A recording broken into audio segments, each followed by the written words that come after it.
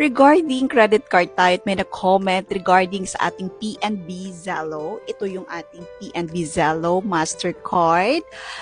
Ang tanong sa ating comment section, paano po ma-avail sa PNB Zalo yung no annual fee?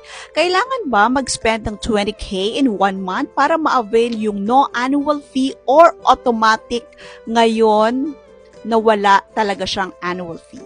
Okay, based on my experience dito kay PNB Zalo, kasi automatic talaga siya na nag-no annual fee.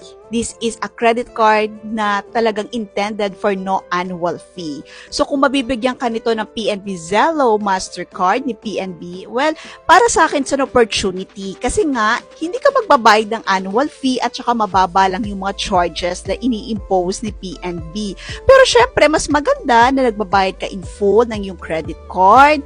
And syempre, huwag ka nag-iiwan ng balance para syempre hindi magkaroon ng interest yan. Kahit naman mababang interest na pinapataw ni PNB, may interest pa rin naman yan. Pero of course, kailangan nating maging smart, maging wise, maging responsible sa paggamit ng ating PNB Zalo Mastercard kasi this credit card is no annual fee. Wala kang kailangang gastusin or spend the 20k or any amount. Kaskas mo lang siya and then no charge for your annual fee. Okay? No annual fee yan kasi ang annual fee is annual. Once a year yan, charge. Ito, wala talaga siyang annual fee. I hope this video helps you. Follow for more.